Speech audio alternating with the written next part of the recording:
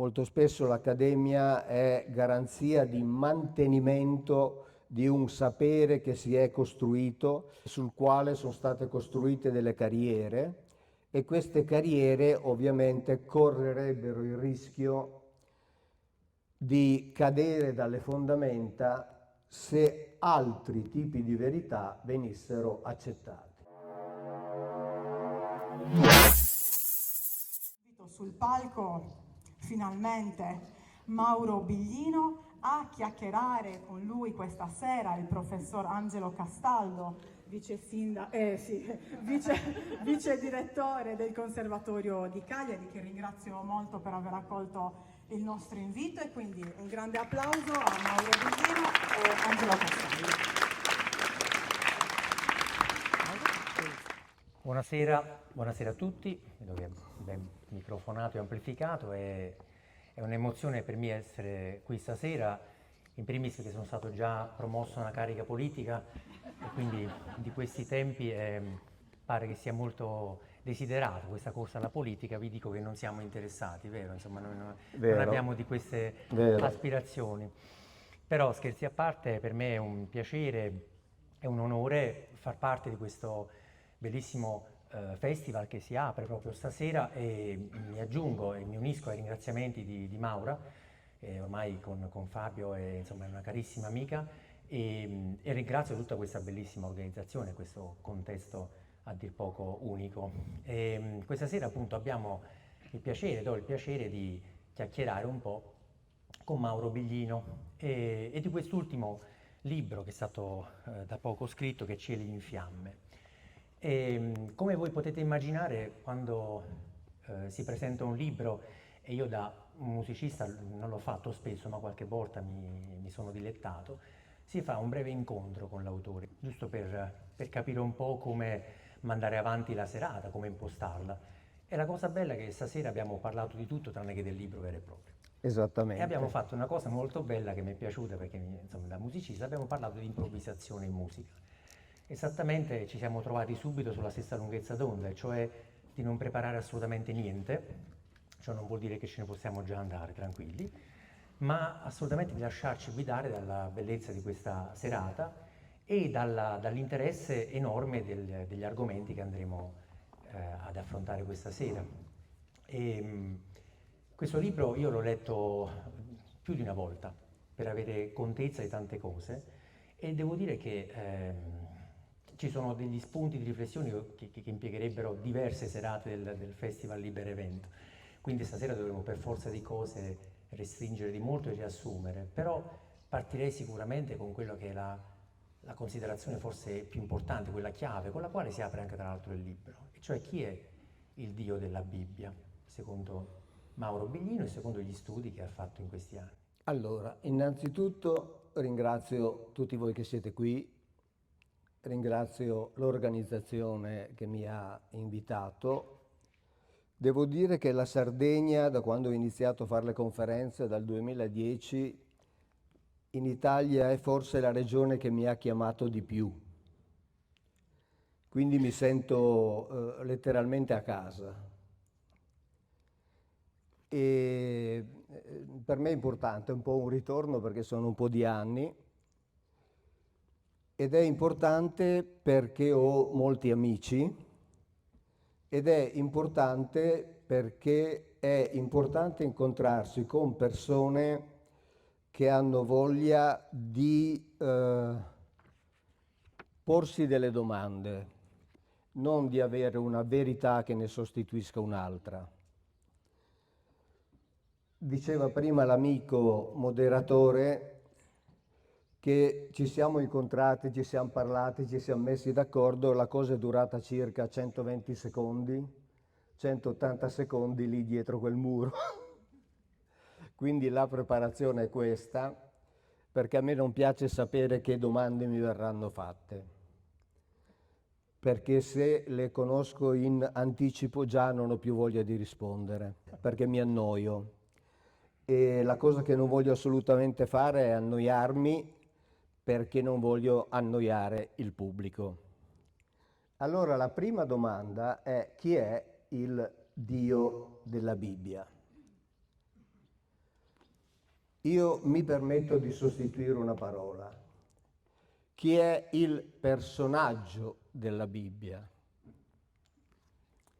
Il personaggio della Bibbia, che è Yahweh, questo lo dico con una certa dose di certezza, forse contraddicendo un po' quel che dicevo prima, ma con una certa dose di certezza, non è Dio. Mi verrebbe da dire per fortuna per noi, nel senso che essere nelle mani di un Dio simile sarebbe cosa dura. Lo stiamo vedendo, questo libro si intreccia molto con l'attualità. È un libro che ho scritto con Erich von Däniken, forse qualcuno lo conoscerà. Abbiamo lavorato diversi anni assieme, andavo a trovarlo su in Svizzera nel suo studio. Lui è uno dei pionieri di un certo tipo di ricerca e questo libro è un po' la somma di ricerche condotte con metodi diversi. La mia è una ricerca condotta in ambito puramente filologico-testuale, cioè deriva dalla traduzione letterale dell'ebraico biblico. Quella di Erich von Däniken deriva dalle decine di viaggi che lui ha fatto per tutto il mondo e alla fine, quando lavoravamo assieme, ci siamo trovati a scoprire che il risultato è lo stesso. Cioè, quelle che erano le divinità o considerate tali dei popoli antichi, in realtà non erano divinità, ma erano degli appartenenti, non so come dire, ad una specie diversa da quella umana. Questo è chiaro nella Bibbia, la Bibbia lo dice con assoluta tranquillità. Siamo in tempi di disclosure, finisco perché cerco di essere breve nelle risposte, in modo da lasciarti tempo per le domande. Siamo in tempi di disclosure e io ho dedicato nel mio canale alcuni video alla disclosure che sta avvenendo negli Stati Uniti, dicendo in sostanza, ma per chi legge la Bibbia in un certo modo, la disclosure esiste da almeno 4.000 anni. Cioè sono 4.000 anni che sappiamo dove sta e di che tipo è la verità riferita a quegli individui. E adesso sono soprattutto 70 anni che cercano di nascondercela. In realtà, per fortuna, negli ultimi anni hanno cominciato a capire che non la possono più tenere nascosta. Ci hanno provato anche le campane della Chiesa a coprire un po'. Anche le campane della della rivelazione. Chiesa, sì. Sì. Ecco, questo libro documenta che questa verità che in questo momento non riescono più a tenere nascosta è una verità che è diffusa da sempre intendo dire da decine e decine di secoli in tutto il mondo, presso tutte le culture di tutti i continenti, i quali non parlano di Dio, ma parlano di una civiltà superiore alla nostra. Parlano di una civiltà che ha fabbricato la nostra, non che ha creato l'universo, creato l'uomo, no, assolutamente. Ha fabbricato soprattutto l'Homo sapiens. Approfitto di uno spunto della tua risposta quando hai parlato, diciamo, del testo di questo libro come di una summa. In realtà i riferimenti continui che fai all'interno del libro ad altre tue pubblicazioni, più o meno recenti, insomma, che riguardano vari aspetti trattati nel libro, mi hanno fatto pensare che questo sia una specie di punto d'arrivo delle tue ricerche o pensi che ci sia ancora altro o molto altro da poter portare alla luce? No, c'è ancora molto altro, assolutamente. Questa è, come dire, la summa, il vertice, l'incontro di due tipi di ricerca, come dicevo prima, ma questo vertice rappresenta non un'affermazione di una verità nuova, ma rappresenta una specie di grande contenitore nel quale si trovano delle domande che attendono ancora delle risposte. È chiaro che certe risposte noi ce le aspettiamo dall'accademia, perché l'accademia è teoricamente garanzia di verità. In realtà purtroppo non lo è. Molto spesso l'accademia è garanzia di mantenimento di un sapere che si è costruito, sul quale sono state costruite delle carriere, e queste carriere ovviamente correrebbero il rischio di cadere dalle fondamenta se altri tipi di verità venissero accettati. Però altri tipi di verità che sono documentati in questo libro sono lì, davanti ai nostri occhi, sono lì che ci interrogano, cioè ci chiedono di scoprire qual è la vera origine del genere umano. Una delle verità più importanti potrebbe essere proprio quella di cui parlavamo, o c'è altro? Ad esempio, qui il libro ha un sottotitolo: Guerre, macchine e tecnologie nei testi antichi. Esattamente. Personalmente, più che la diciamo, verità di un Dio o di Dio, mi ha colpito molto diciamo, la dotta citazione di molti passi in cui in effetti queste macchine, questi aggeggi, chiamiamoli così, in modo molto lato, hanno popolato queste scritture.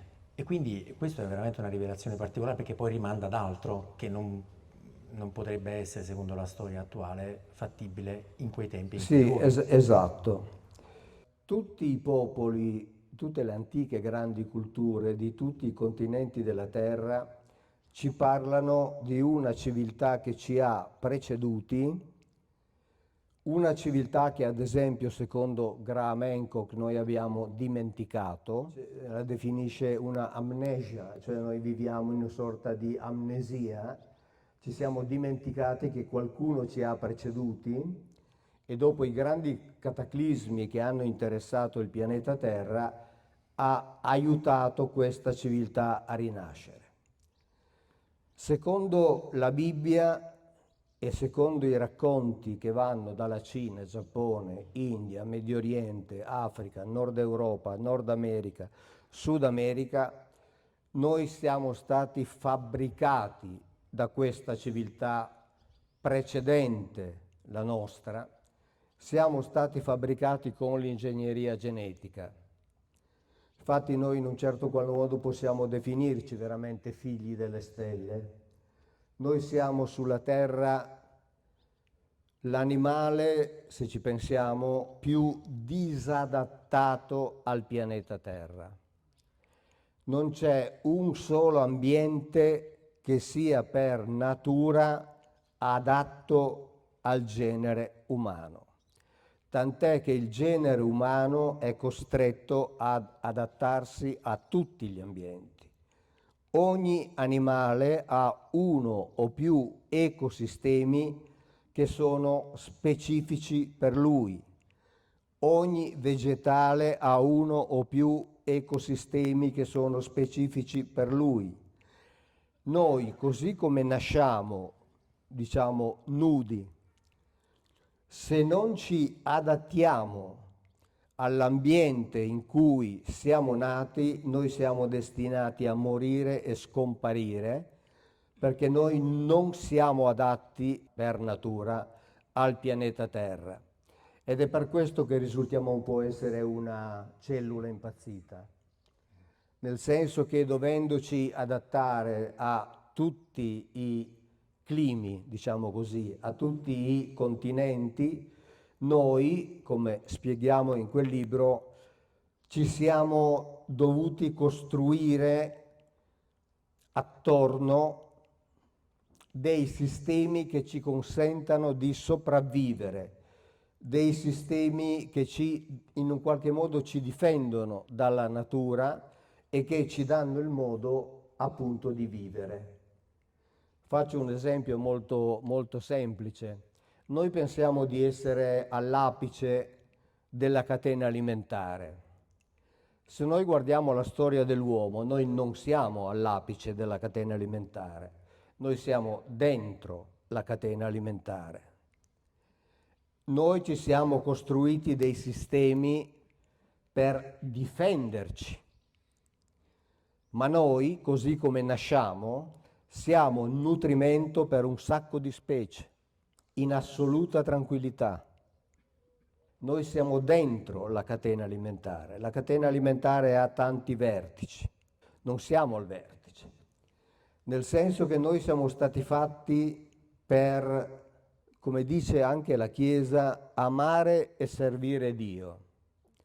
In effetti noi siamo stati fatti, così dice la Bibbia, per lavorare per conto degli Elohim, che non sono Dio, che sono una categoria di individui, che sono tanti, che sono ben conosciuti nella Bibbia, che sono descritti, che hanno dei nomi, che combattevano tra di loro per governare sulle popolazioni e sui territori, e la stessa cosa vale, e lo vediamo lì dalle ricerche che arrivano dai vari viaggi che ha fatto Erich von Däniken, la stessa cosa avveniva sui continenti di tutto il pianeta, la stessa cosa avveniva in India. Cioè, ad esempio, leggendo certi passi di Cieli in fiamme, si capisce come per esempio i testi indù, mi riferisco per esempio alla Bhagavata Purana, siano infinitamente più chiari della Bibbia, perché loro non avevano il problema che hanno avuto prima gli esegeti ebrei, poi i padri della Chiesa, cioè coloro che hanno costruito il cristianesimo, quello di trasformare la Bibbia in un libro che giustifica il monoteismo. Se noi prendiamo i testi indù, loro non hanno nessun problema a parlare della molteplicità dei Deva, nessun problema. Devo dire che anche la Bibbia, in moltissimi passi, e lì ce ne sono, non aveva difficoltà e nominava gli altri Elohim, che erano i rivali di Yahweh, e Yahweh era l'Elohim che aveva il compito di governare non sugli ebrei, come si dice normalmente, cioè non su tutti gli ebrei. Aveva il compito di governare su una famiglia degli ebrei, sulla famiglia di Giacobbe e dei suoi figli. Tutti gli altri ebrei sono fuori da questo che si chiama il patto, l'antica alleanza, l'antico testamento. Sono fuori al punto che Yahweh dava l'ordine anche di sterminarli completamente. E la Bibbia non si fa scrupolo di dircelo, in assoluta tranquillità. E sia la Bibbia che gli altri testi parlano tranquillamente di questa tecnologia di cui disponevano.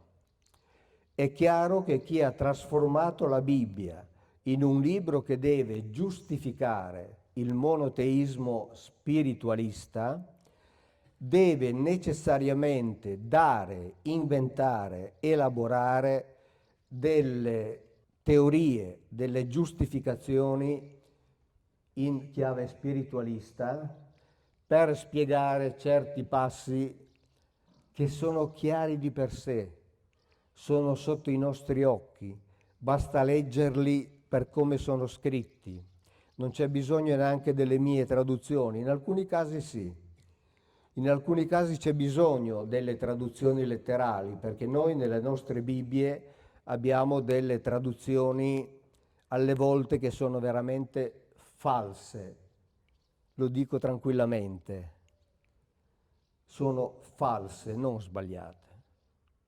Volutamente false perché non potevano fare diversamente. non c'era modo di trovare delle correzioni.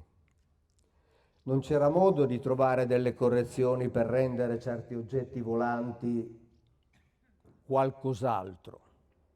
E allora questi oggetti volanti vengono chiamati spirito, giocando sul fatto che l'ebraismo, cioè la lingua ebraica, è una lingua polisemica. Ma attenzione, tutte le lingue del mondo sono polisemiche, compreso l'italiano. L'italiano è molto più polisemico dell'ebraico.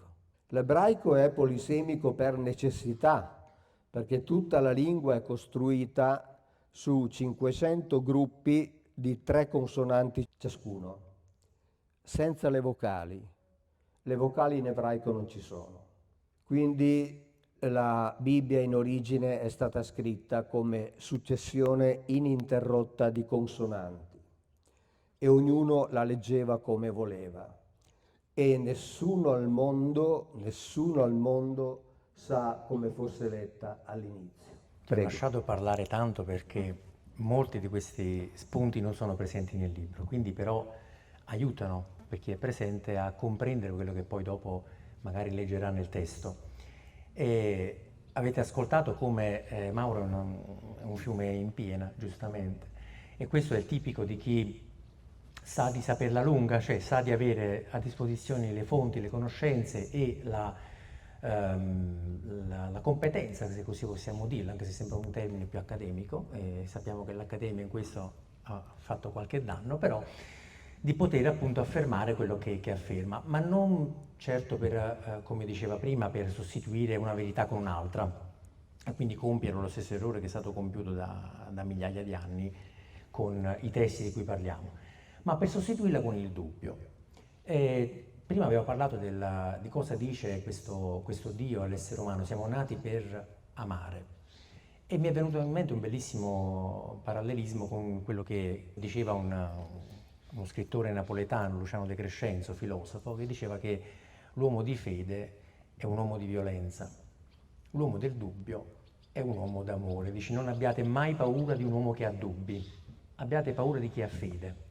Perché l'uomo di fede è quello che ti schiaccia di fronte ad una realtà e non vuole sentire altro, come se fosse un assioma, qualcosa di stabilito per natura, mentre invece l'uomo di dubbio ti apre un po' la mente. E devo dire che leggendo questo libro, per esempio, abbiamo parlato prima delle macchine, e ti vorrei riportare a questo esempio, perché giustamente tu dici lo chiamiamo spirito, lo chiamiamo gloria, no? Nel capitolo in cui tu parli del famoso Kavod.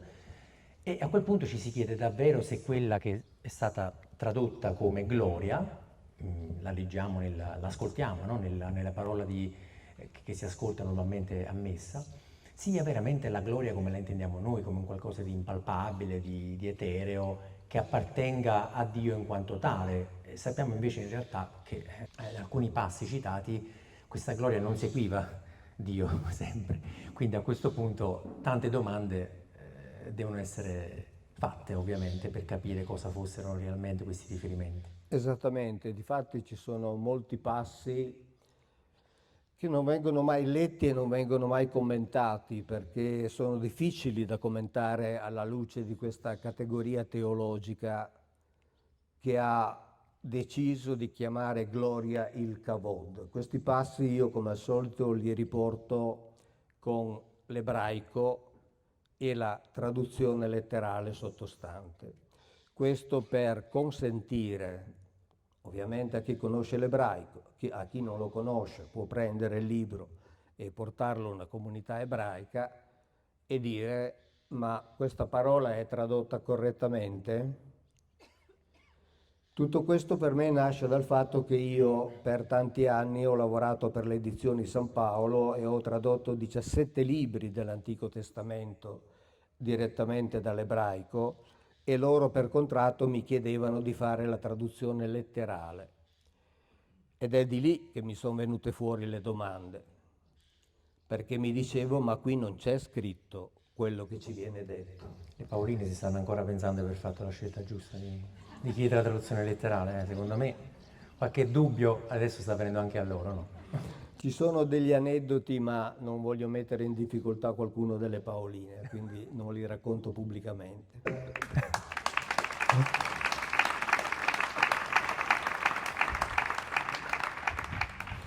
Io vi chiedo scusa se vedete che ci sono dei movimenti strani, ma purtroppo mi sono beccato una sindrome neurologica che mi condiziona certi movimenti e quindi faccio degli sforzi per riuscire a tenere sotto controllo quello che riesco a tenere sotto controllo. Il resto va per conto suo, ma pazienza, va così. Hanno dovuto inventare la categoria della gloria, dimenticando il fatto che nella Bibbia c'è scritto continuamente che questa gloria di Dio uccide, che bisogna stare attenti quando Dio passa con la sua gloria e che se la si vuole vedere bisogna chiederglielo. Perché questo Dio quando viaggia non viaggia con la sua gloria a seguito, non è circonfuso di gloria spirituale. Quando Mosè gli dice io devo sapere chi sei tu, la si può fare una domanda del genere a Dio? C'è la traduzione letterale in quel libro. E ho bisogno di vedere, secondo la teologia, la tua gloria per capire se tu sei veramente in grado di mantenere le tue promesse che ci stai facendo, la promessa di darci un grande territorio. Grande territorio che questo Dio universale, onnipotente, onnisciente, trascendente, non è ancora riuscito a dargli dopo 4.000 anni. Sono passati 4.000 anni e i cieli sono ancora in fiamme. Questo libro è attualissimo.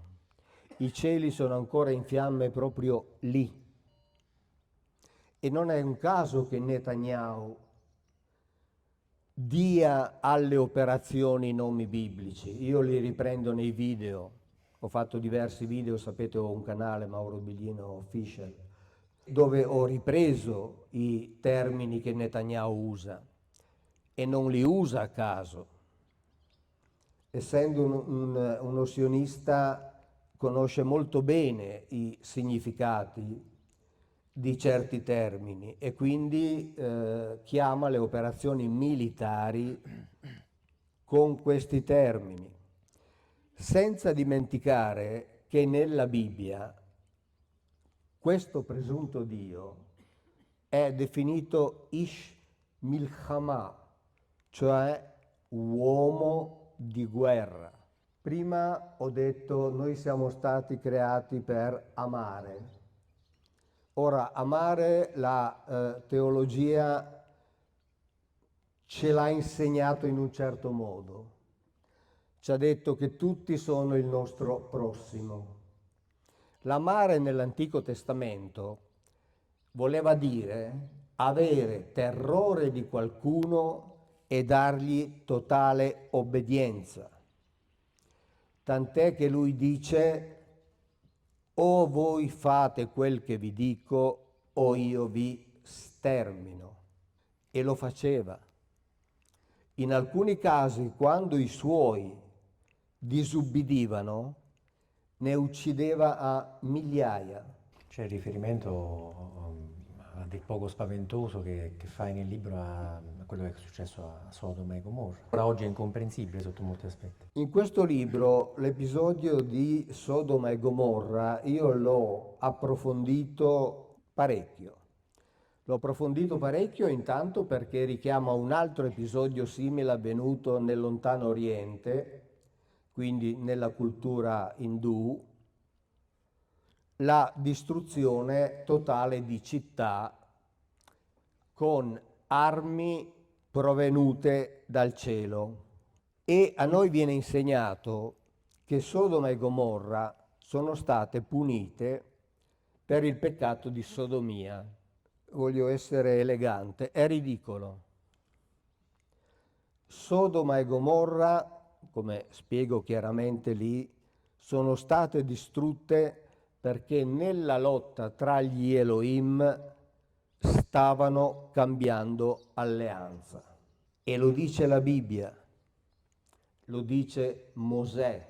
Mosè dice: quando i vostri figli vi chiederanno, perché la minaccia è farò la stessa cosa a queste altre città, quando i vostri figli vi chiederanno ma perché ha ridotto così Sodoma e Gomorra, voi risponderete perché non ubbidivano più agli ordini di Yahweh, cioè stavano cambiando alleanza. E come si fa adesso, quando si cambia alleanza, si corre il rischio di venire distrutti. E tra l'altro nel libro è spiegato chiaramente, cosa che non c'è nella Bibbia, ma che c'è nei testi da cui la Bibbia deriva, per usare quel tipo di armi era necessario un ordine che arrivasse dagli altissimi, cioè dai veri governanti, che adesso dico una cosa, fra virgolette, stupidaggini, ne ho dette tante, una più, una meno, che sono forse gli stessi che stanno ancora governando adesso e che sono in lotta tra di loro. Se andate a vedere l'ultimo film di Spielberg e leggete negli sguardi della suora il messaggio per il cristianesimo, sapete Spielberg è un ebreo, Spielberg fa parte di quei gruppi che sanno, quindi in realtà ancora adesso stanno combattendo sulla nostra pelle e lì facevano esattamente lo stesso, cioè si combattevano per questioni di potere. Questa è una cosa sulla quale magari mi piacerebbe tornare, ma c'è un riferimento interessante nel libro ai film, perché a un certo punto tu citi anche Interstellar, che è insomma una pellicola comunque Sì. molto importante, una serie molto importante che ha coinvolto soprattutto le giovani generazioni. E la citi a proposito di una di quelle che le maggiori fantasie che noi abbiamo, cioè la possibilità di poter viaggiare da un capo all'altro dell'universo in modo relativamente semplice. È un qualcosa che la fisica ha già teorizzato, pare che sia già stato sperimentato con particelle subatomiche e quindi è un cammino che è già stato aperto, per cui in realtà non si tratta di viaggiare da una parte all'altra dell'universo, ma si tratta di piegare l'universo per passare in un attimo da un punto all'altro e poi ridistenderlo e immediatamente ci si trova dall'altra parte. Erich von Däniken fornisce un'altra spiegazione per l'arrivo di queste civiltà da pianeti molto lontani.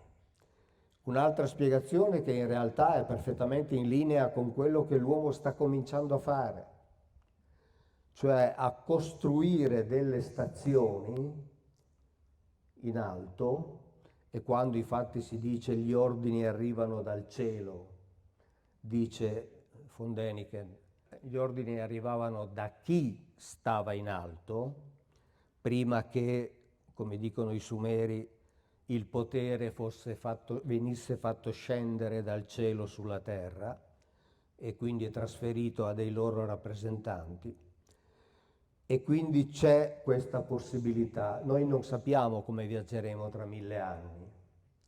E la cosa non è così ridicola. Pensiamo ad una civiltà che abbia, che so, soltanto 100.000 anni più della nostra, che in termini di tempo universale non sono niente, sono un battito di ciglia. Ma se noi pensiamo ai progressi fatti negli ultimi 50 anni e pensiamo a come viaggeremo tra 1000, 10.000, 50.000 anni, se ci saremo ancora, dobbiamo essere aperti a tutto. Questo è importante. Essere aperti a ogni possibilità. E quel libro contiene molti racconti, per esempio, che provengono dall'Oriente e dove erano molto più liberi. Cioè i libri, i testi orientali non sono finiti nelle mani di esegeti, teologi, maschilisti, monoteisti, e quindi non sono stati rielaborati in quel senso, ma sono stati lasciati come sono, come erano. E lì i racconti sono espliciti. Per questo dico, quando si parla di disclosure, noi ce l'abbiamo da decine di secoli. Cioè gli antichi ce la mettono sotto gli occhi. Siamo noi che non ci vogliamo credere, assolutamente. Non ci vogliamo credere. Ed è per questo che io dico dal 2010, facciamo finta che sia vero e vediamo che cosa succede. È chiaro che se non si cerca non si trova, se non per caso. Ma se si va a cercare in certe direzioni, si trova. Si trova e come? D'altra parte questo è il sistema di lavoro della fisica. Prima ci sono i fisici teorici, che ipotizzano l'esistenza di una particella. Poi intervengono i fisici, quelli operativi, e non dico che trovano quella particella, anche se poi usano quel termine, ma in realtà la fabbricano. Nel grande centro di Ginevra, il CERN, pensiamo alla cosiddetta particella di Dio, il bosone di Higgs, non è che l'hanno visto quando hanno scritto che l'hanno trovato. Hanno contato statisticamente il numero di variazioni che un certo fenomeno avrebbe dovuto provocare se quella particella esistesse veramente. Siccome il numero di eventi che si è verificato corrispondeva a ciò che loro hanno ipotizzato, hanno detto allora esiste. Ma è pura teoria. Prima ancora della fisica teorica vorrei dire che ci sono addirittura i filosofi che immaginano. Ma Cioè, guarda, come questo è soprattutto, e lo si vede in quel libro, soprattutto presente nelle religioni orientali. Cioè il confine tra la teologia e la fisica teorica è talmente sottile da essere quasi invisibile. Tant'è che ci sono degli scienziati che dicono che prima o poi la teologia prenderà il suo posto vero, cioè diventerà una branca della fisica. Perché in effetti tutta una serie di fenomeni stanno veramente in bilico tra la teologia e la fisica teorica ed è difficile collocarli da una parte o dall'altra.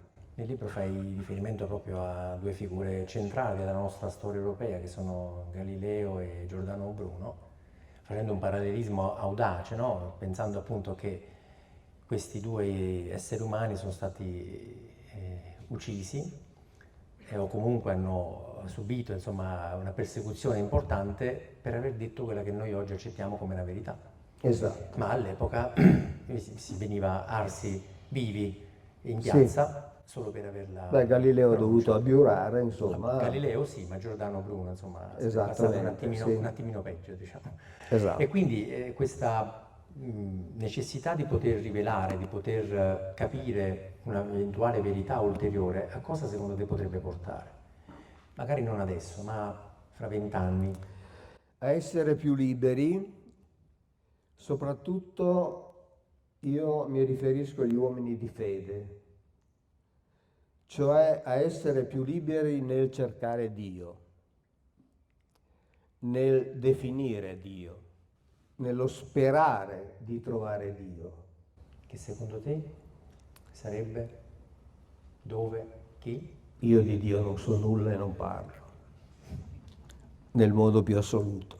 Non me ne occupo per il semplice fatto che so che qualunque risposta io dessi a questa domanda sarebbe una risposta mia, non oggettiva. Cioè sarebbe una risposta soggettiva e come tale potrebbe andare bene per me. Però pensi che ognuno possa trovare il proprio Dio? Sì. Von Däniken ripetutamente, pur essendo il pioniere del paleocontatto, ripetutamente, sempre nelle interviste, quando parlavamo io e lui, quando lavoravamo assieme, eccetera, dicevo: io sono un credente assoluto, io credo nell'esistenza di Dio. Tutto è opera di questo Dio, che è ovunque. Quindi io credo in questa esistenza. Io non ho questa sua certezza e, ripeto, non me ne occupo perché so che sarebbe una mia risposta e come tale non sarebbe valida. Io già cerco di stare molto attento alla letteralità di quello che c'è scritto, anche se qualche volta sono costretto a spingermi leggermente oltre, ma perché è inevitabile, però lo dico, questo è scritto nella Bibbia e lo documento. E il fatto che sia scritto nella Bibbia non vuol dire che sia verità. Normalmente si dice: ah, è scritto nella Bibbia. Sarò poco elegante, ma mi viene da dire: e chi se ne frega? Cioè, la Bibbia non sappiamo chi l'ha scritta, non sappiamo quando l'hanno scritta, non sappiamo come fosse scritta in origine, non sappiamo come fosse letta in origine, non sappiamo quale fosse, e mai nessuno al mondo lo saprà, quale fosse la vera Bibbia scritta in origine. La Bibbia è un insieme di libri scritti nel corso dei secoli da decine e decine di autori, che non sappiamo chi sono. Che hanno scelto anche i libri da poter includere all'interno, anziché... E poi hanno scelto i libri da mettere all'interno. Ma per esempio, proprio parlando della tecnologia, il discorso del libro di Ezechiele, che è un libro da questo punto di vista di una chiarezza veramente non discutibile, assolutamente. Dopo il Concilio di Trento, quando hanno ridefinito il canone e hanno inserito il libro di Ezechiele nel nuovo canone della Bibbia cattolica, e il vescovo di Aix-en-Provence ha detto, ben consapevole di questo: noi abbiamo lasciato il libro di Ezechiele, mentre ne hanno esclusi molti altri, ma adesso al popolo come lo spieghiamo? Perché loro si pongono questo problema, e difatti non a caso per diverso tempo hanno vietato di possedere le Bibbie, hanno vietato di possedere le Bibbie tradotte nelle lingue volgari, perché se lo si legge con tranquillità, si legge una descrizione di oggetti volanti ben più precisa di quella delle testimonianze che abbiamo oggi, no? Con la famosa disclosure. Per esempio c'è un teologo, Armin Klein, il quale dice: ci sono più testimoni riguardo agli oggetti volanti di quanti siano i testimoni, per esempio, dei miracoli di Gesù. Quindi se dobbiamo dar valore alle testimonianze, noi dovremmo dire: se diamo valore alle testimonianze dei miracoli di Gesù, assolutamente dobbiamo dare valore alle testimonianze dell'Antico Testamento che parlano di questi oggetti volanti, dove in alcune Bibbie tradotte, diciamo, con maggior coerenza, una proprio tra l'altro delle edizioni San Paolo, dice che quando il Kavod di Yahweh, cioè la gloria di Dio, si alzava da terra, faceva molto rumore. Faceva molto rumore. Ora, pensare che la gloria di Dio, quando è spirituale, si trova in un posto, si alza da terra e fa rumore, è quantomeno ridicolo. Tant'è che molte Bibbie hanno cambiato il termine ebraico, da Berun a Baruch, e l'hanno fatto diventare un'altra cosa. Adesso non voglio entrare nel merito di tutto. Invece ci sono delle Bibbie che più correttamente hanno mantenuto la scrittura iniziale. Dicevo prima che i testi orientali sono molto più espliciti in questo senso. Quando parlano di questi oggetti che volavano tra i pianeti, di questi oggetti che andavano sott'acqua, e anche oggi si parla finalmente degli underwater oggetti visti dai militari, quindi visti da gente abituata a vedere certi fenomeni, però appunto già gli antichi ce ne parlavano con assoluta tranquillità.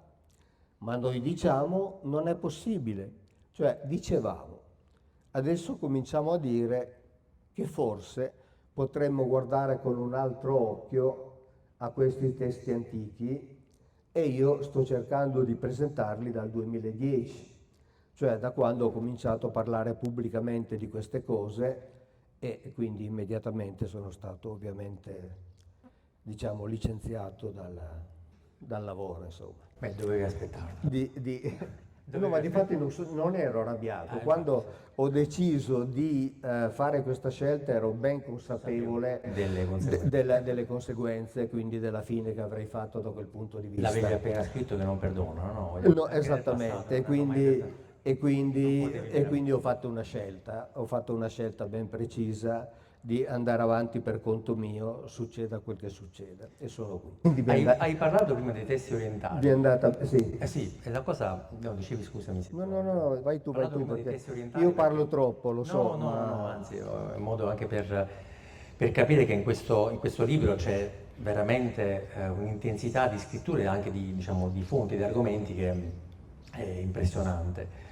Quindi ad ogni paragrafo si può dire, insomma, oltre che capitolo, ad ogni paragrafo c'è affrontata una cosa nuova, un tema nuovo di grande spessore, però ho trovato anche proprio in questi testi orientali, che magari erano più sereni, diciamo così, più leggeri, anche per fortuna storie che non fossero di guerre, di lotte, di sangue, di distruzioni nucleari o altro. Ma c'è un testo molto simpatico che ho trovato interessante da citare, che è questo di un testo dell'induismo, credo, sì, un testo sacro dell'induismo, che parla di questa coppia di Kardama e Devauti, perdonami se la pronuncia, ma insomma, giusto. la pronuncia indiana non mi appartiene proprio Kardama e Devauti. precisamente, esatto. E magari leggo, se posso, Vai, qualche estratto della tua spiegazione. Devauti è una bellissima ragazza mossa da una grande attrazione sessuale verso il marito, il quale però la trascura. E già qui al marito qualche punto in meno, voglio dire, perché insomma, una bellissima ragazza non si potrebbe capire, però cosa fa? Fa una cosa un po' sbagliata, cioè il matrimonio risulta quindi frustrante per la ragazza e la sua bellezza comincia a sfiorire. La donna si lamenta con il marito e Kardama, dopo una lunga riflessione, decide di costruire un'astronave con cui lanciarsi con l'amata in lunghi viaggi di piacere tra le stelle.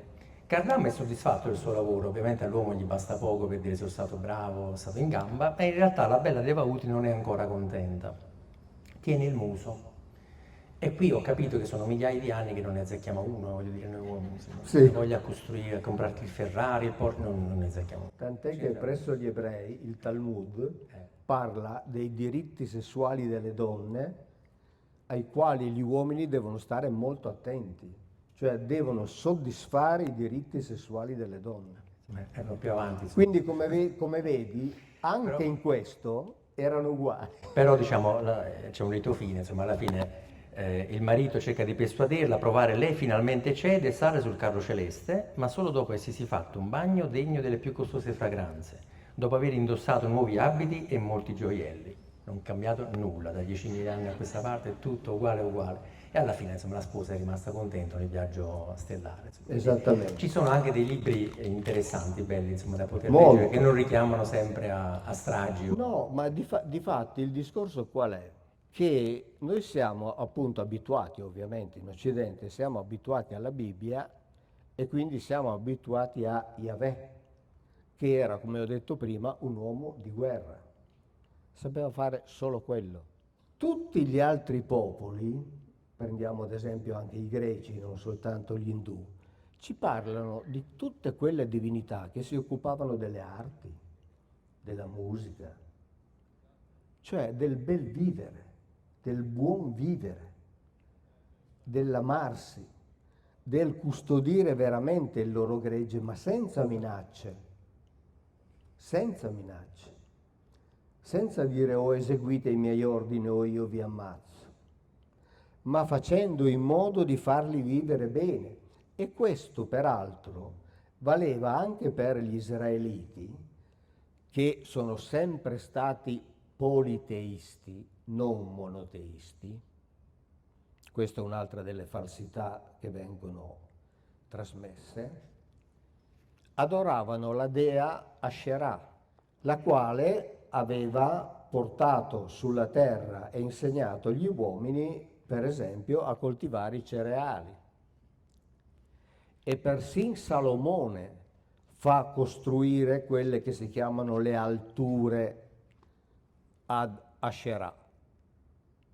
Persino Salomone, che fa costruire delle alture non soltanto ad Asherah, ma anche ad altri Elohim rivali di Yahweh, che operavano nello stesso territorio, e Salomone, sapendo che era bene tenerseli buoni tutti, faceva costruire, leggetelo nella Bibbia, leggetelo, faceva costruire le alture, perché ci sono anche in Sardegna. Quando giravamo un documentario qui in Sardegna col professor Luigi Sanna, che facevamo i piccolissimi Indiana Jones tra reticolati, rovi e muretti cadenti, eccetera, alla ricerca delle epigrafi in proto-cananaico e proto-sinaitico, abbiamo visto questi centri di culto che sono completamente abbandonati, sono tristemente abbandonati. Qui ci sono dei posti che sono completamente abbandonati, in mezzo ai campi, con le colonne cadute, e che invece dovrebbero essere studiati, perché così come gli ebrei erano politeisti, e non si poteva che essere politeisti. Perché? Perché questi individui erano tanti. E la Bibbia lo dice anche quando Mosè si arrabbia con i suoi e dice: ma voi vi siete messi al seguito, e questo me l'ha fatto venire in mente questa ricerca che conducevamo col professor Sanna e Corrias qui in Sardegna, me l'ha fatto venire in mente proprio questo lavoro che stavamo facendo, quando Mosè diceva: siete andati dietro a Elohim nuovi, venuti da poco.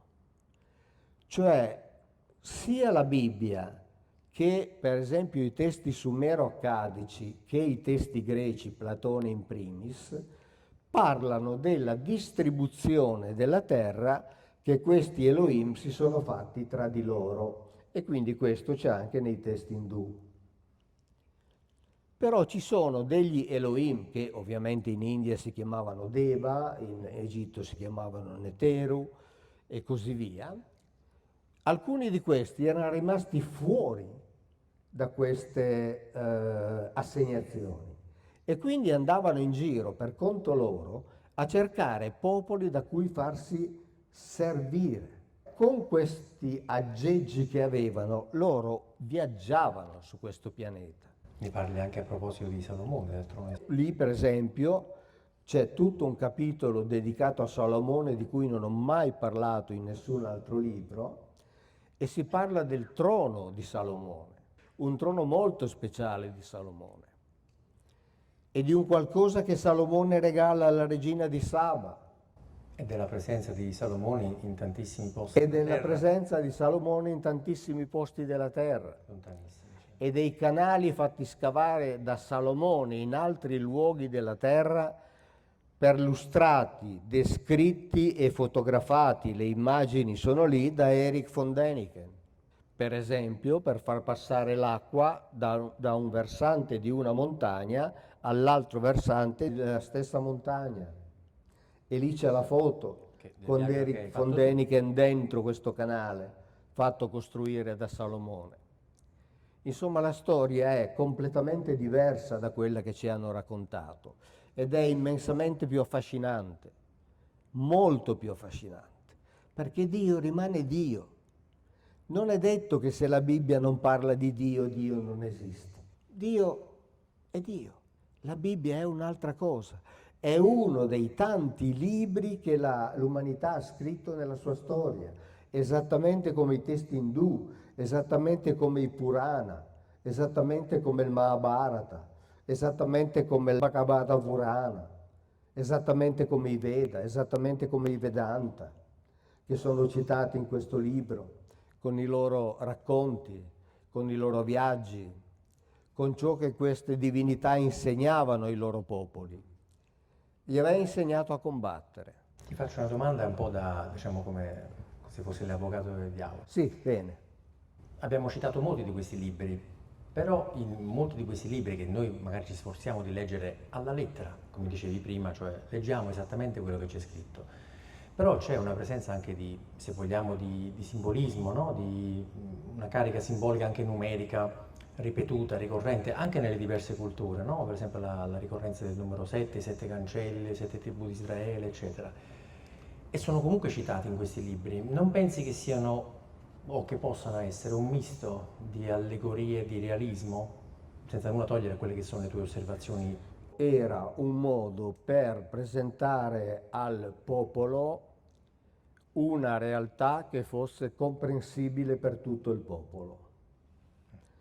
Quindi un qualcosa di facile da memorizzare.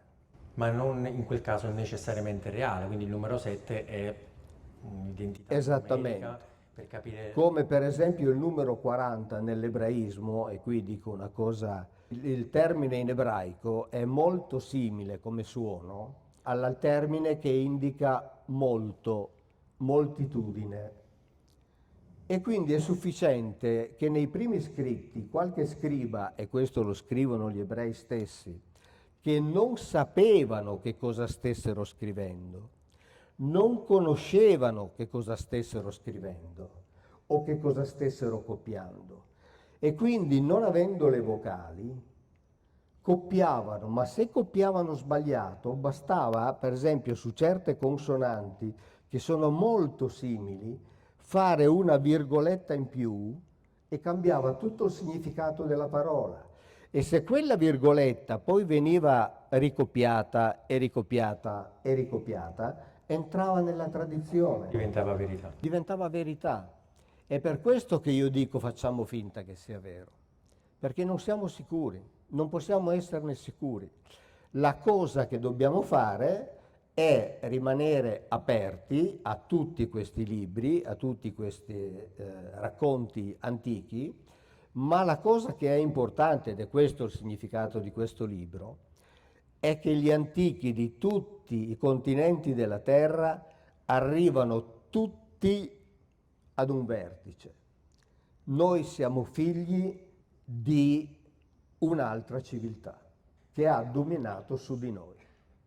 E a proposito di dubbi, anche perché la lettura di questo libro porterebbe veramente a parlare per ore, perché ci sono tantissimi spunti, veramente anche complimenti per il modo in cui hai potuto spiegare anche a chi era profano, nel caso mio, della materia, però... Sì, non era facile lavorare in due Assolutamente sì. con uno svizzero tedesco, Non lo dire un napoletano, lascia stare. ma lui era molto disponibile, era una carissima persona. Svizzera del Sud. E difatti gli sono venute le lacrime agli occhi quando siamo andati a Interlaken a presentargli la prima copia del libro, perché è l'unico libro che ha scritto a quattro mani in tutta la sua vita. E quindi con il nostro editor abbiamo dovuto tradurre dal tedesco all'italiano, conciliare il tutto, poi ritradurre dall'italiano all'inglese, perché questo libro è uscito contemporaneamente sia in italiano che in inglese, ovviamente perché è importante da questo punto di vista.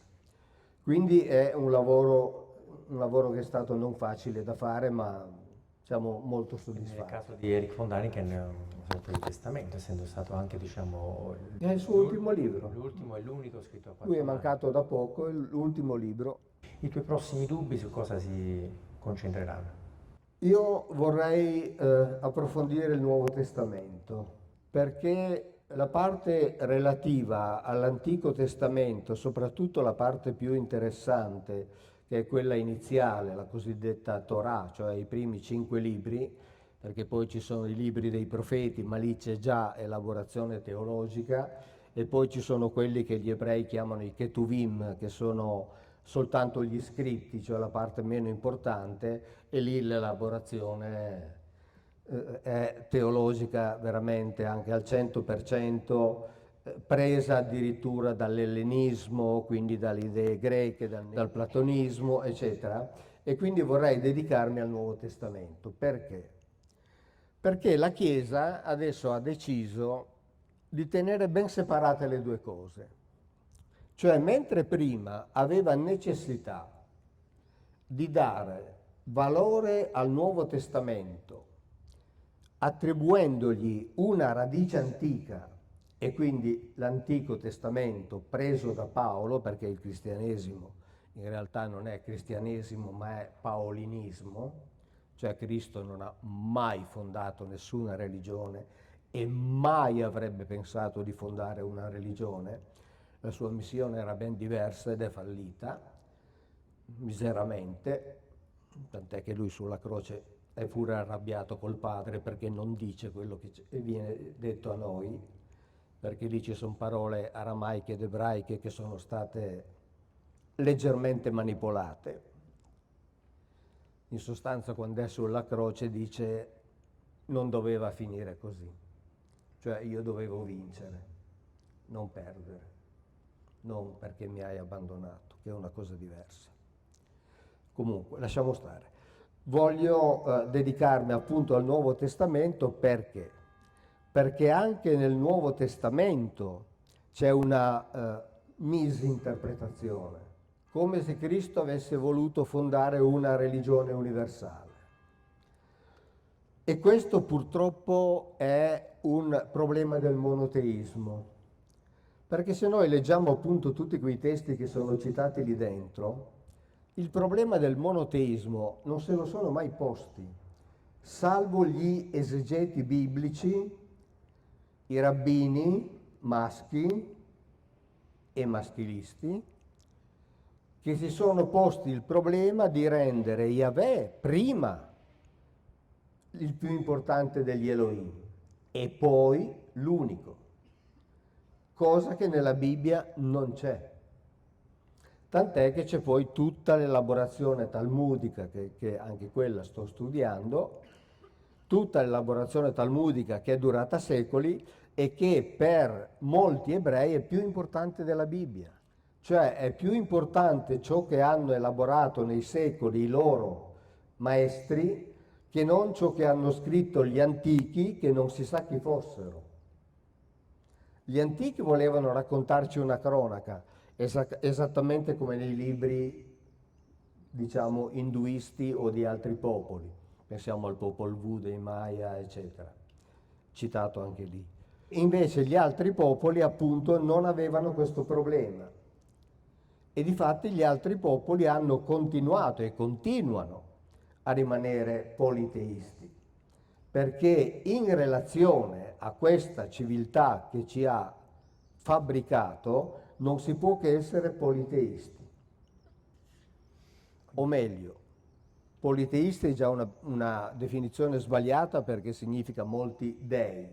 In realtà è la parola dei che dovremmo togliere da queste traduzioni. Cioè la parola Dio la dobbiamo lasciare a Dio. Lì dobbiamo parlare di altro. Quindi diciamo con questo lavoro sul Nuovo Testamento in qualche modo vuoi chiudere un cerchio? Sì, far capire che in realtà Cristo è un figlio dell'Antico Testamento e lo diceva lui stesso ed è quel Messia che gli ebrei ancora attendono. E siccome sono millenni che lo attendono e non è ancora arrivato, allora sono stati costretti a elaborare altre idee di Messia. E peraltro questo vale anche per i cristiani, perché il teologo Sergio Quinzio dice che i cristiani sono encomiabili perché da 2000 anni sono figli di una promessa che non è stata mantenuta, cioè il ritorno di Cristo. E questo è vero, questo è sotto gli occhi di tutti. E quindi è bene per me rimanere alle origini, perché quello che è affascinante è capire chi siamo noi veramente.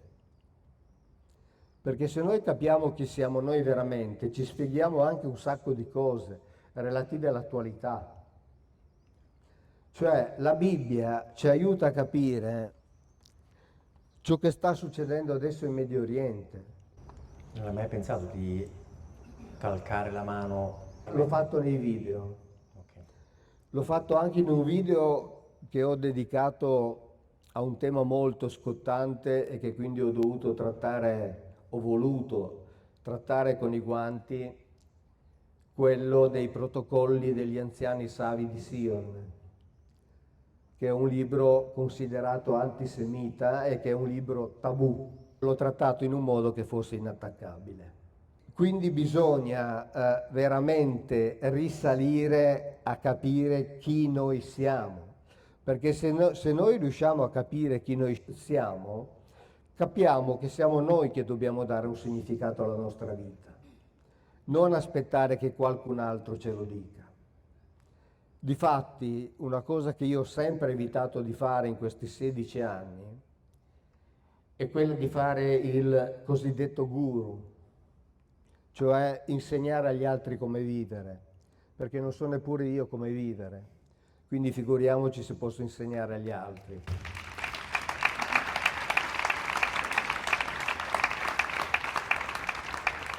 Ma per capire bene come vivere, o comunque per dare un obiettivo alla propria vita, bisogna sapere chi si è.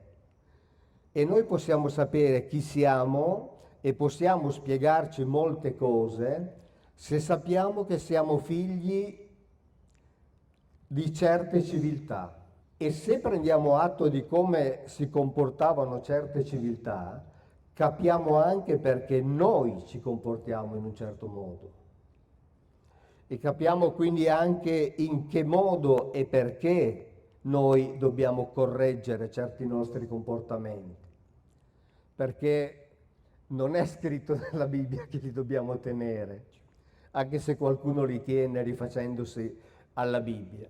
Ma d'altra parte, sto finendo di scrivere adesso un libro con un teologo anglicano, australiano, il quale giustamente dice: se tu sei fedele di un Dio violento, giustifichi la violenza. Se tu sei fedele di un Dio genocida, giustifichi il genocidio. Se tu sei fedele di un Dio xenofobo, giustifichi la xenofobia. Adesso è diffusissimo il discorso dell'antisemitismo. E io ho sempre detto, senza alcun timore, che il primo grande antisemita è Yahweh, cioè il Dio della Bibbia, perché ha fatto sterminare migliaia di semiti. Migliaia. Siamo ritornati da dove siamo partiti. Esattamente, e lo dico tranquillamente. Per questo dico, prendiamo atto di ciò che scrivevano gli antichi e prendiamo atto che tutti scrivevano le stesse cose e prendiamo atto che percorsi diversi portano allo stesso risultato.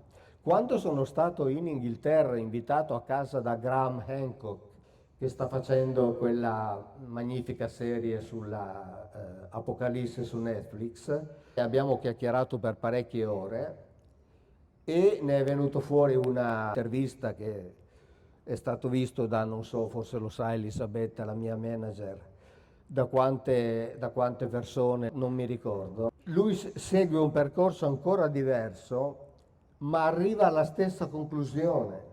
Noi siamo figli di una civiltà superiore. Poi possiamo metterci a discutere da dove arrivi questa civiltà. E per esempio su questo i testi indù sono più espliciti, perché la Bibbia, e anche lì ne parlo, così come lì parlo dei non morti nella Bibbia, perché nella Bibbia ci sono degli individui che non sono morti e che sono stati portati via dagli Elohim. Come dici tu, scompaiono letteralmente, no? Sì, ma sono stati portati via, non rapiti, anche volontariamente. Nei Vangeli apocrifi che noi non dobbiamo leggere, lo stesso Gesù Cristo è stato portato via.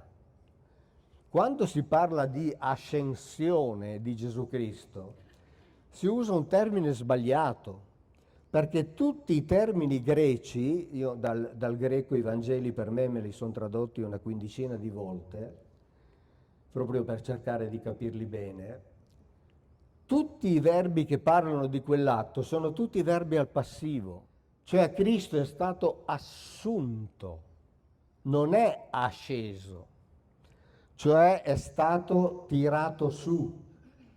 E in uno dei Vangeli apocrifi si dice che nella notte in cui lui era nel sepolcro, la prima sera, è arrivata dal cielo una luce, sono scesi due individui, hanno aperto, rotolato via la pietra che chiudeva il sepolcro, sono entrati, sono usciti in tre, il terzo veniva sorretto perché non era in grado di camminare da solo e tutti e tre sono stati tirati su. Cioè, quindi in realtà ciò che noi dobbiamo fare è cercare di capire come mai popoli dell'India e popoli, gli stessi indiani del Nord America, parlano delle stesse cose, ma come facevano a raccontare esattamente le stesse cose? Ovviamente con nomi diversi, ma anche adesso noi usiamo nomi diversi. Elisabetta, la mia manager, collaboratrice, alla quale devo moltissimo perché al tempo del Covid io avevo ormai, come dire, stanchezza e quindi volevo smettere. E lei invece mi ha detto no, apriamo un canale YouTube e poi tu parli quando hai voglia, e adesso abbiamo centinaia di migliaia di iscritti e ogni settimana sono, fra virgolette, costretto a fare un video. Quando io parlo di queste cose, ne parlo proprio per trasmettere questa idea, cioè l'idea del fatto che i popoli di tutti i continenti della terra ci raccontano con nomi diversi le stesse cose. E adesso che parliamo di disclosure, Elisabetta che va alla ricerca di tutti questi documenti rilasciati, alcuni forse sfuggiti, perché talmente espliciti, quando la CIA dice di aver licenziato delle persone che avevano intenzione di dire il vero e che le ha licenziate e ne ha assunte altre, pagandole profumatamente perché ancora 40 anni fa, 35, ancora mettessero in ridicolo tutto il discorso delle cosiddette visioni, ancora adesso, ovviamente, eppure noi possediamo terminologia tecnologica, eccetera, ma come le abbiamo chiamati? Tazzine volanti, piattini volanti, adesso in questi giorni la patata squamosa volante, i tic-tac volanti. E cosa volete che facessero gli antichi? Che non avevano ovviamente nessun termine tecnologico per descrivere queste cose, se non che parlare di oggetti volanti, dragoni che emettono fuoco e fiamme, draghi che nel cielo emettono rumori, Leoni e quant'altro. leoni, animali, oppure oggetti che a seconda del punto di vista da cui li si guardava, e mi riferisco ad esempio ad Ezechiele, avevano sembianze diverse e quindi guardandoli di fronte sembravano un animale, guardandoli di lato sembravano un altro animale in posizione di attacco, eccetera, perché non potevano fare diversamente, non avevano la terminologia per descriverli. Ed è questo che noi dobbiamo capire. E questo non è simbolismo, ma è utilizzare i termini di cui si dispone per descrivere ciò che si vede. Di ignoto, certo.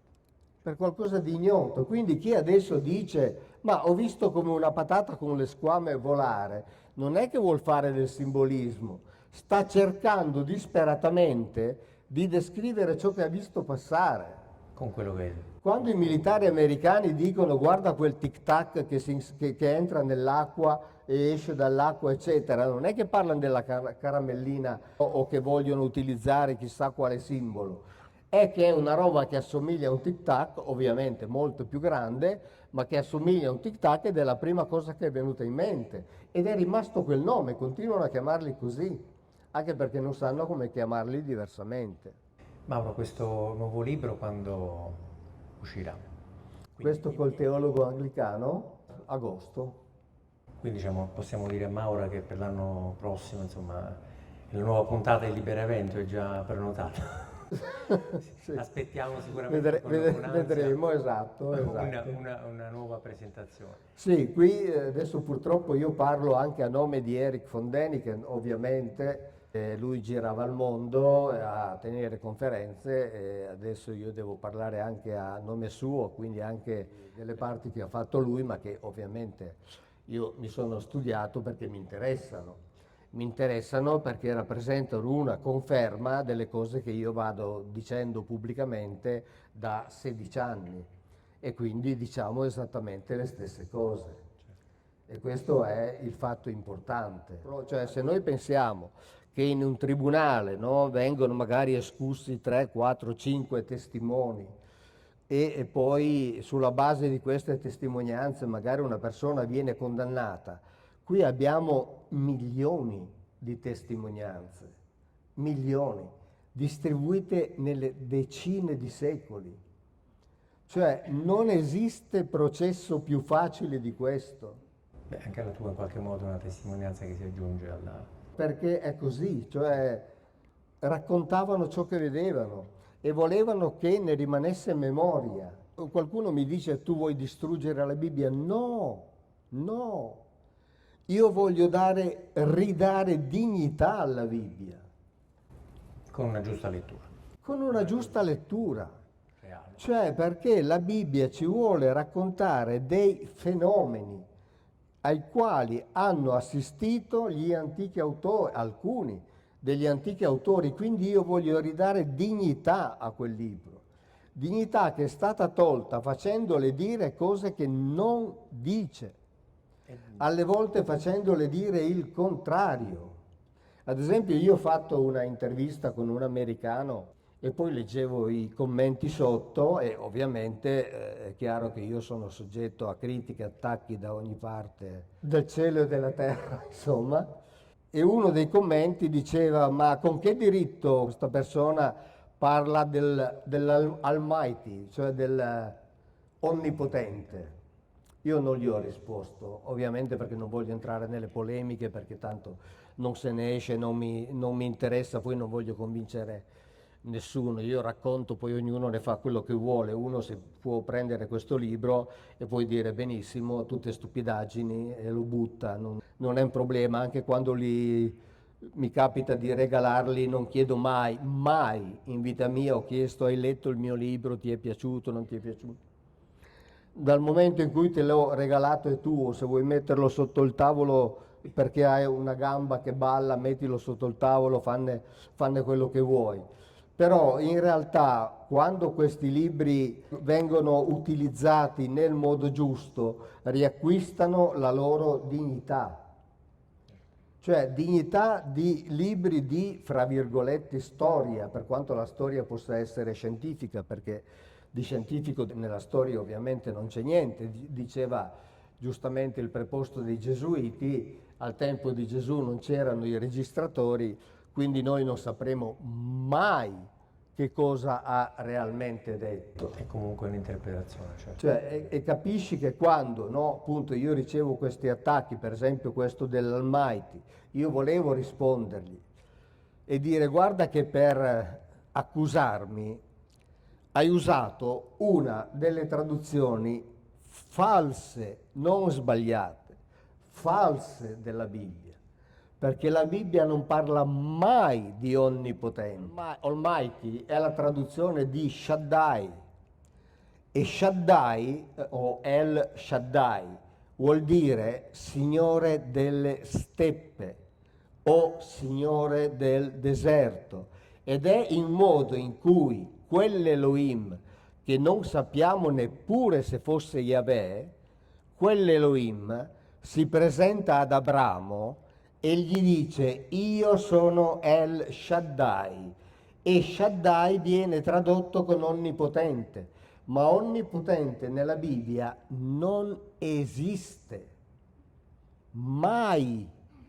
E quindi mi è venuta la tentazione di dire, no, poi entriamo in un discorso e quindi va bene, ok, mi becco la critica, tanto una più, una meno sui milioni, non mi cambia la vita. Cioè la gente prende per vero delle cose che sono chiaramente false, non sbagliate, perché l'errore ovviamente lo posso compiere anch'io, ma ci mancherebbe. Chi fa, poi soprattutto quando si parla di lingue antiche, l'errore è sempre dietro l'angolo, ci mancherebbe, ma lì si parla di falsità vera, voluta, perché lo sanno cosa vuol dire. Non solo. Nel dare la spiegazione, per esempio, che dà la Bibbia di Gerusalemme, che dice giustamente Shaddai non vuol dire onnipotente, lo scrive nelle note, cioè nella traduzione scrive onnipotente e poi nelle note scrive non vuol dire onnipotente, ma vuol dire Dio, cioè El della steppa o El del deserto, ma dimentica un'altra cosa, che Shaddai appartiene alla radice, al valore semantico molto ampio della radice verbale Shaddad, che vuol dire essere violento.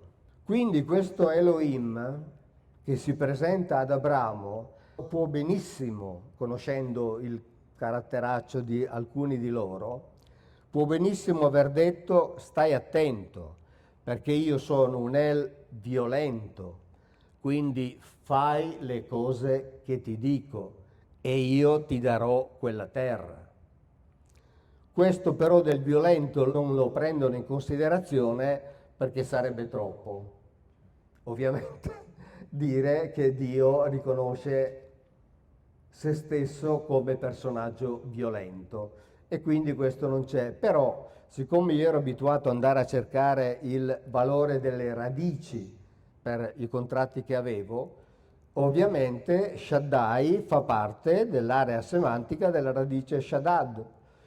E che vuol dire anche questo, è probabilmente proprio il significato vero, cioè siccome erano abituati a minacciarli, non voleva amore, ma voleva timore e rispetto, che è un'altra cosa dall'amore. Onnipotente non nel senso di Esattamente. ma nel senso di forza. Esattamente. Quindi devo dire che è assolutamente apprezzabile questo tuo, non sforzo, ma questo tuo procedimento, anche linguistico e di scrittura, che tende a portare alla luce la reale diciamo, radice semantica di una parola e di conseguenza anche di un concetto e tutto quello che ne torna, che ne viene intorno, diciamo, del libro in sé.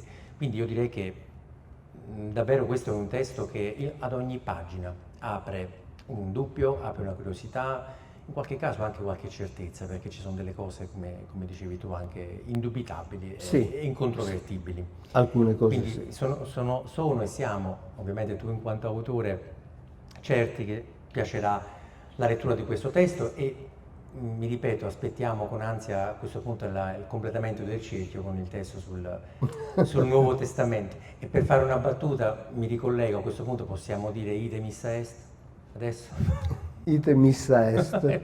È finita così, quindi grazie veramente della vostra presenza. Grazie a tutti voi Grazie veramente. che avete avuto la pazienza di ascoltarmi. Grazie a Mauro per la disponibilità. Grazie a È stato un te, piacere. grazie a te per il piacevole colloquio. Grazie.